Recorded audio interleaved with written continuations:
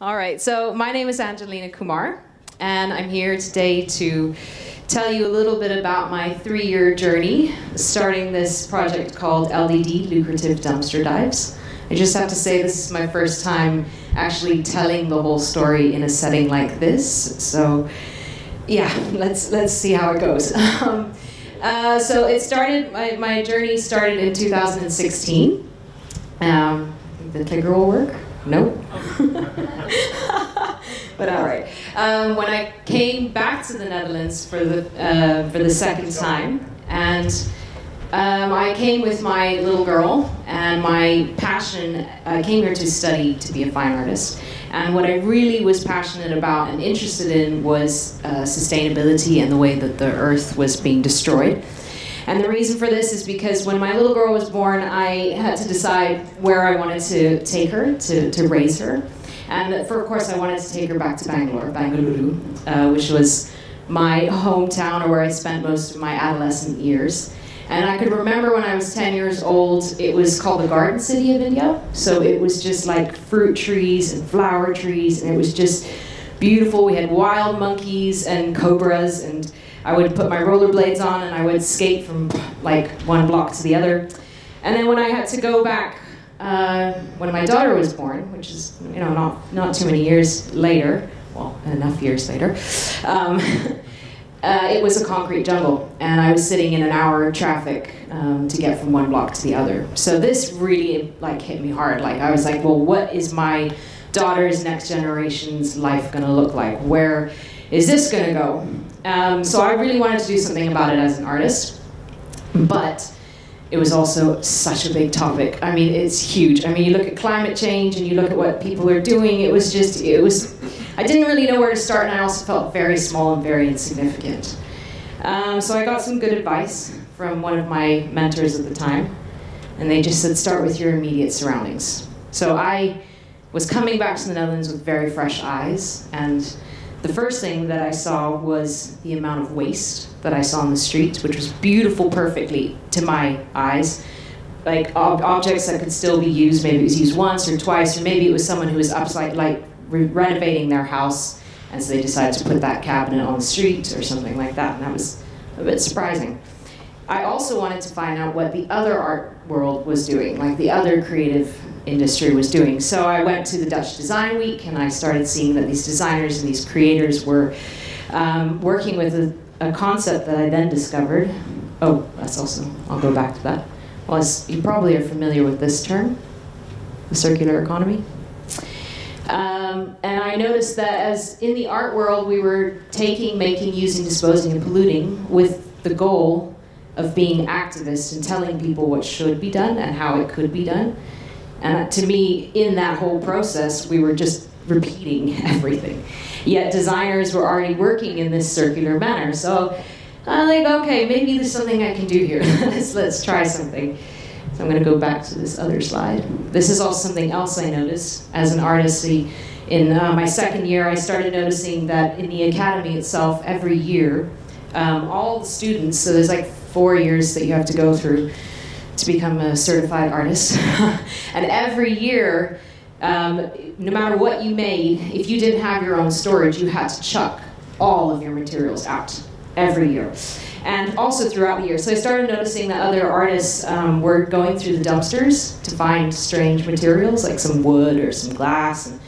And, so I thought, okay, well, there's a hole that I could maybe try to fill. And so I thought, okay, I need to maybe just roll up my sleeves and try something. So I used to be a painter, and since I was going down this trajectory, I thought, okay, maybe painting, the subject isn't going to do the subject justice, so maybe I should just put my paints and paintbrushes and canvases up for swapping and exchange within my classmates and the year above me. So I turned, oh yeah, well, I'll tell you about that later. So I turned my studio into like a little makeshift swap shop. And I told my classmates in the years above me that you could come and you could, at the end of the semester, if you made something and it's done and you really don't want to part with it, but you have to, and you don't want to throw it in the bin, just bring it here, maybe someone else could do something cool with it. And yeah, I mean, it started to, people were like, yeah, this is really nice. We thought this thought about this before. You know, it's not something unique, it's not something brand new, but no one actually had done it because, well, little did I know it takes a lot of work. So this was the stage one. I asked a classmate to design this little logo, and I tried to introduce the concept of circularity to my classmates and the year above me. And it was a success. It kind of went bigger than I thought, and everyone was really excited, like, oh, free material, yes, oh, exciting. And then so this is what it looked like. That's what my studio looked like. And then I got this feedback from the teachers, like, oh, this is really great, why don't you turn this into a proper store? And I was like, no, excuse me, I'm an artist. I'm not someone who's going to sit down and run a store. First of all, I have no idea how to start a store. How am I going to price this? What am I going to do?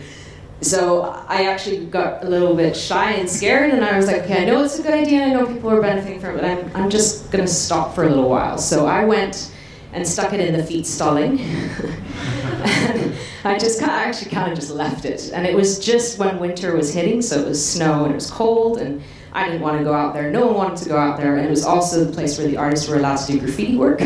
So it got, for about 6 months, it got left behind. And also my studio was kind of becoming, there was no barrier between what was actually my materials and what could be grabbed. So I wanted to make like a little bit of a difference between that two. So stage two. So finally after that semester, I thought, okay, I let it sink in, and I thought, okay, maybe I should take this up again. But in order to do that, I can't have it outside.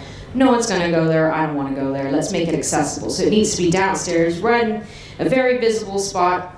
So I asked the dean, I said, can I have a spot? And he was like, well, you know the school. We don't have any space. We don't have storage space. Everything's taken up.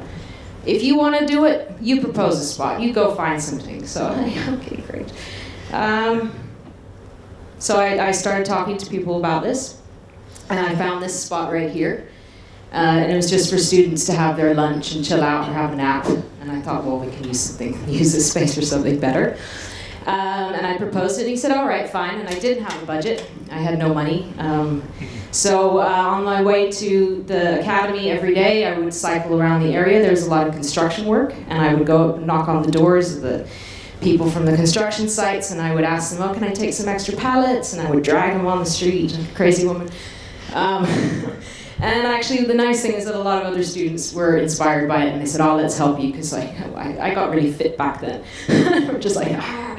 And then so actually, together with a lot of other students, we started building this, this space. I also found a builder up the road who always had doors and windows in his dumpster. And I went and asked him, I said, oh, these look perfectly fine. He said, yeah, take them, please. It cost me a lot of money to get rid of them. He even gave me some extra wood. So I was able to create the first store, something I never thought I could do. And I was super thrilled. I was so excited, and I wanted to tell and share this to my mentors and my teachers, and I was excited. And I actually got a very different reaction from the teachers. The reaction was a few things. One was, the first one wasn't well done. It was, what about the nails and screws? I was like, that's so trivial. I just built everything from the street, and you're asking about the nails and the screws. And then the other question was, I started hearing teachers talk about this, like, oh, how did she get that spot? If I had that spot, I would be doing something so much more worthwhile. You know, I wouldn't be dragging junk off the streets and filling the space with it. I would be doing something much more creative. And the other thing that I also heard was, what is she doing? If she's trying to get other art students to use the same materials from the years above, isn't she going to make art redundant? Like, artists are just going to make the same thing. They're just going to repeat what's happening year after year. And so all of these things are coming at me. I was like, oh my God, maybe it's true. Actually, I think I'm wasting my time, and I don't want to invest all of my time and effort in something that is actually, maybe it's not going to work. So I thought, okay, well, let's take the first one. What about the nails and the screws? Actually, it's true. If I'm going to take on the subject of sustainability, I need to go further. I need to actually look at every aspect that I'm trying to do. So if I'm going to print a sign, am I going to find the material from some reusable source? If I'm going to print on a piece of paper, is it reusable? So it made me start thinking further. Okay, it needs to go deeper. The second two things that were proposed to me as a problem, I thought, okay, well, this is actually something I can take as like a test tube. Like, let me just test it out. Let me try. And if it's really, really wrong, then I'm going to drop it because I'm not going to waste any more time on this. I can do so many other things. So I asked if I could give, well, yeah, this is for me to remember my points in this talk. So I asked if I could give a workshop to the first-year students. And surprisingly, they said, yes, you can do it for the first-year students. And what I found in that experimental phase was that actually the education process for the artists flipped. It went from having an idea and this concept, this amazing idea I want to try, and then going out and buying the materials, and then testing it and kind of forcing the materials to fit into this preconceived idea that they wanted to make and getting frustrated, or maybe it did succeed a bit, to this option where actually all the materials are available for free. They're weird, they're crazy because someone else has already worked with them. And there's this freedom to just, oh, I could just try, I could play, and this new idea of like, oh, that looks strange, let me try to see what this does with this material, this medium. So the approach started really changing for the students. And the approach also became not go out and buy it, but really, what do I have available? And what can I do with what's available? Instead of having preconceived notions. So that was really nice, and that actually led me on to a whole series of giving workshops and seminars, not only to the art students, but to media and design students, which I didn't expect at all. And I thought it was interesting, because you have to also change people's mindsets. And my mindset around it changed as well through the process. So these are some of the pictures from the workshops. And it's really like stuff that is just very strange. Yeah. Am I going too fast, or is it okay? No, it's okay. Yeah, all right. So stage 3. So I was revved up now. I really wanted to go, and I realized that the HKU, which is the art academy I was studying at, was much larger than just one building. They had multiple buildings throughout Utrecht, multiple different studies, and I thought, okay, let's see if this can go bigger. Let's see if this can go larger. So I set up little boxes in different schools, and it was more to research if there was anyone actually interested in the subject of sustainability, if there was someone out there that was already doing something or wanted to do something, but also to promote the awareness that we needed to go in this direction. We needed to change. And I presented the findings at the HKU Faculty Day, Dag, and to kind of show them that this is actually something we need to take interest in, because actually the students really want it. The students are already there, you know, they're already like egging to go, but the platforms aren't set up yet. And I also asked the, another department where some students had to do an incubator program if they wanted to work with me. So I got 4 great students to collaborate with, and they worked with me for 6 months. And this was the slogan that they came up with. It's have you tried LDD? Worked really well, caught a lot of attention. And we also, in that time period, set up 2 new stores. Everything from rest material, found material. We got like our proper logo and colors, and well, this one here actually is how it started, and then later on the school asked if it could be rebuilt again, bigger and better. And this was the 3rd store.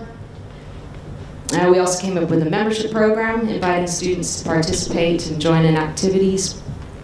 So, yeah, it was going pretty good.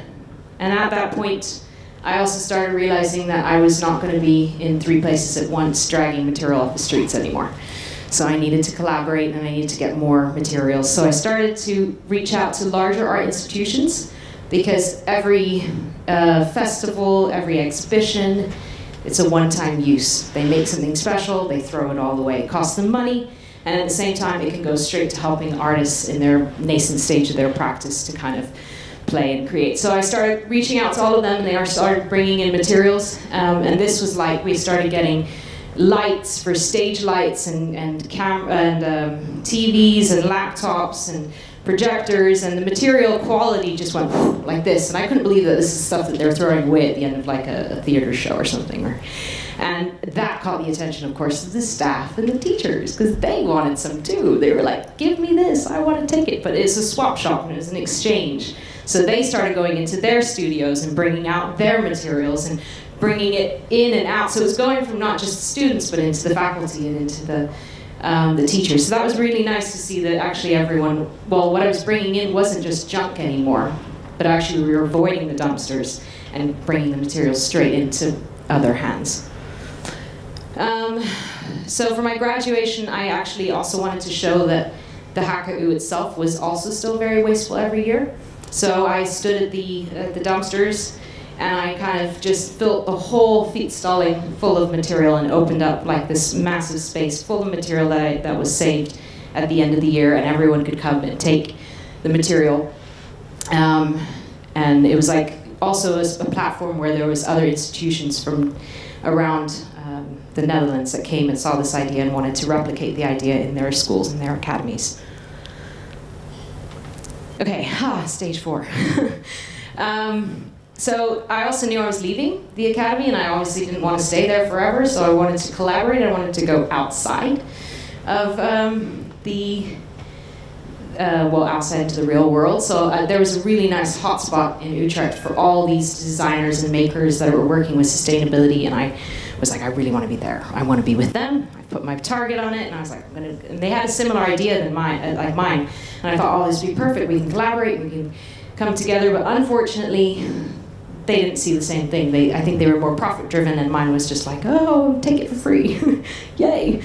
So it was a bit discouraging, but I actually was then invited by an art well, not little actually, they're quite big now. Theo's been there.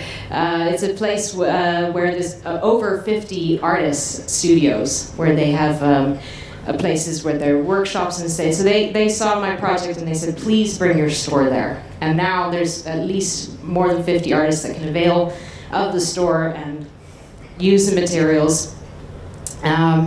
Yes, that was actually, I found out that it was actually better, because if I went there to the other place, it would just been same like-minded people, but not people that needed the material itself. So this is actually where I hit a breaking point. I thought, oh my God, now I have 4 stores. What did I do? Like, what did I get myself into? I can't do this anymore. I actually had sleepless nights thinking like, God, I think I've just bit off way more than I can chew, and I'm done. But I can't stop now. I've already set up these stores. So I had to go and, well, be vulnerable and ask for help. I started telling everyone I knew, I'm looking for people to work with. I can't do this on my own. I need help. And I just started telling people. And that's where the NIRO had referred me to Starters for Communities, and also how I know Theo. So Starters for Communities started at the beginning of this year during COVID, and it was a group of young, different entrepreneurs and, professionals from different backgrounds. And together with now our team of 4, we've looked at how we can change LDD into a community and a foundation. So we've just now legally turned it into a foundation. Yay, something none of us knew how to do. So that was also another learning curve, figuring out how to do that. And these are the things that I'm currently experiencing and learning. Is one that the slogan didn't work anymore. It was great for the college setting, but this professional setting, they didn't want people coming and saying, can I have LDD, please? So we had to change that. The membership program, we found out that didn't work. Actually, it became a barrier to the project. People felt like it was just an extra step too far. They'd rather just be able to be welcomed into the store, use the material, and make the threshold as low as possible to get as many people involved in swapping and exchanging. The theory of change is something also which helped me kind of, I was on this roll, and we kind of now crystallizing the long-term vision, the why, what, and how of LDD, so we can kind of follow a nice trajectory and path so that we can discover programs and ventures that kind of stick to this why, what, how, golden circle. This is also something shared responsibility and co-ownership. I've been doing this for 3 years with like steam on my own, and now actually it's something I'm so welcoming. I'm so excited to have, but it's also like this, knowing these points where I have to like, okay, I have to actually let go. Let them take this on, or actually, you know, let their ideas, not just let their ideas run, but this, this dynamic of how are we going to co-own and co-grow this together. So that's something I'm currently learning. Can I ask you something? Yeah. There's no money in it. No. You're doing it beside other things, teaching. So it's actually something you've created and want to pass over to others to continue without a commercial fuel. Yes, that's a part of it. Yeah, absolutely. And it's also something that it's developed over time. So these are things that I'm preconceive, but also going with the core of the project, that it should be available for everyone. That was one of the barriers that we had to remove, money. So it's private investment, but in the end, a collaborative thing. Yes. Yeah. Now we have a new collaboration with a project called Put On West, which is a project where we have a 2-month residency program where we bring artists that are going to use materials from LDD to bring the local community together, to bring inclusivity and make art for next 2 months, and to try and make that space into a place where the local neighborhood can come and get to know each other and do lots of playful things. It's called the Creative Playground Residency Program. So this is another phase that we're jumping into now. And that's some of the pictures, some of the artists that are going to get involved. And we are also in the process of talking to the Kringloops to set up maybe workspaces and workshops for upcycling for creators and makers to be able to come and teach their trade to everyone that is interested. But as Theo really knows, it's a long process. And this brings me to the end. I think the one thing that I've learned is the most is patience. Because, I mean, I could tell you this now in, I don't know, 30 minutes or so, but it's taken 3 years. I didn't really, it took a lot of tenacity, a lot of determination, but also just a lot of patience to let it see how it grows and let it flow and follow the path. And I think a lot of times when we want to be a social entrepreneur, we want to see results now. And even now, I don't know what the next phase is going to take me or us into. It's still like very new. It feels like being a baby all over again with this project. So it's pretty exciting, but it's, yeah, patience. And that's it. So we wanted to open the floor for any questions, like a Q&A if there's, I know I went really fast. So if there's any holes missing in the story or anything that, yeah. So there's now a couple of you running this, like 4. Is that what I understand? Yeah. And do you feel it's really shared with the others, or are you doing it? Do you still feel that you're pulling the main weight? No, I see it more as like we're in this the transitioning period where. Of course, I had a lot of ideas, but we're also coming up with new ideas, and everyone's finding their own role and footing. And I don't feel like I'm at the helm anymore, but I really feel like I'm in this circle, and we're all kind of refiguring out our position and how we can take this idea to new spaces and places with our skill set together. Yeah, it's actually a really exciting journey because we're also still getting to know each other in the process. We met each other through the program, so yeah. Yeah. So I have a question. So is this like a full-time thing, the LDD, or is it? Do you have a day job next to it, or is this the day job? No, it's part-time. I'm also doing my master program, so I'm still studying, and I'm a freelancer. So I'm a ZZ payer, so it's not a full-time thing, you know. It would be nice, but no. But if you would like to continue this after your master program, would you? Well, you would need eventually would need an income stream somewhere. So yeah. How do you see that progressing? Do you hope that there will be an income stream in the future, or? Yeah, I mean we have to at some point. That's why we looked at the not making it into a business model is because you can kind of lose your mission, vision, and goals. So, like I said, we set it up as a foundation so that we could make the core of it not about money. But of course, we have to figure out how to support ourselves. So it's a new journey actually to figure out. But we really want to keep the core as non-monetary based in its vision. Yeah. First of all, well done. That's amazing. But I was going to ask, it probably all felt worth it now, like, because you're at the point where it's been like very successful. But like, how did it actually feel at the time when you were like pulling those pallets along the ground, and it was like right at the beginning, and you thought like, what is going on here? I think first of all I felt kind of embarrassed because I was dubbed as the dumpster dive queen. I was like, sorry, but this is not what I want my reputation to be. So, yeah, no, and I also had a lot of sleepless nights because there was a lot of moments where I was like, I really don't know where this is going and why I'm doing it, except for that I want to do something about sustainability. So yeah, there's a lot of, especially at the end, like when it was 4 stores, I was just like, Jesus, I don't know what I did. Like, didn't feel like success, it just felt like, oh, I just jumped off a cliff. Especially as an artist in my career, like we're known to just be quite diverse and pick up a lot of projects and you don't stick to one thing. So I think that was also nerve-wracking for me that I didn't want to be put in a box. Like that's the only thing she can do as an artist. And luckily I haven't. I'm doing other things as well, so, but yeah. Anyone else? Yeah. Do you see any similar initiatives in other countries? I didn't look as far as other countries. Well, I mainly looked in the Netherlands because then I could actually go and visit them and see how they run. I found some really great ones in Rotterdam and in Eindhoven.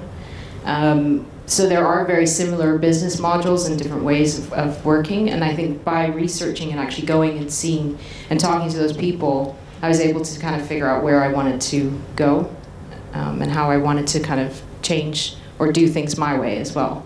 But yeah, there are quite a lot. And actually I think the Starters for Community team also researched more. And that's actually really nice because then you can see what do you want to kind of take on or you want to kind of make it your own and how do you want to revise it, yeah. Yeah, it's not a unique concept also. That's something I'm very aware of. Yeah. Anyone else or anything else? Or how are we doing on time? Okay. I'm not going to stand up here and talk. 10 more minutes. I see I was going to do a dance. Yeah, we have a little longer game. It's also possible. But I can also show maybe, I did an exhibition at the Central Station, which is actually goes to the question you had, like my fear of being an artist, of only being the dumpster queen. I actually got invited to participate in this exhibition at Central Station because they were looking for artists that were actually doing something within the field of sustainability. And I was really thrilled because I wrote about one of the artists that was in this in my thesis, and I really admired him. I don't know if you know Don Rosengard, but he's someone that I really like. I think he's not just an artist, but he's an inventor, and he was in that exhibition, so I was like, wow, this is so cool. And then I'm doing an exhibition tonight, and it's not about dumpster diving, it's totally different. So yeah, I'm still an artist. And I think this is the next step that we're looking at. We're looking at the donut economy. I don't know if you're aware of that, but we're looking at how to kind of emulate this economy into LDD, which is also still something. I just bought the book and reading it and exploring the concept, but that's kind of the way to go forward with economy now. Instead of making profit and money, it's, I don't know, I'm not going to go on a lecture though. So I'm still exploring it. Yes? Yeah, so I think it's a very inspiring story, and I think, well, I'm talking for myself, I think I would like to see more of these kinds of initiatives being picked up. But of course, there's some problem with how can you find the time, make a living, and work on these things. Well, I think most people in this room, maybe everybody will think this is very valuable to do something to make the donut economy concept alive. Mm-hmm. How do you see that? Is that something that you're sort of an early adopter and that the system is lacking, or how do you see that change? Or do you have an idea, or do you hope that it will change because you and others like you pick up these things, or is it? Yeah, I think it is just through trial and error too. I mean, it's sort of like if you don't try it, it will never happen. So I don't think that we're going to be beacons for it, but I think it's just about testing it out and seeing how it goes. And it's very, well, yeah, even the idea of turning LDD into a foundation and not making profit, that's scary, because it's a lot of investment and time and effort. But if the trajectory, the why in the center is the most core important thing, then we have to test these ideas. We have to try them. And yeah, I don't think there's a real rule book for this as well, so that's kind of nice. You can play with it a bit. Yeah. Okay, I'm going to say I'm done now, unless anyone else has questions.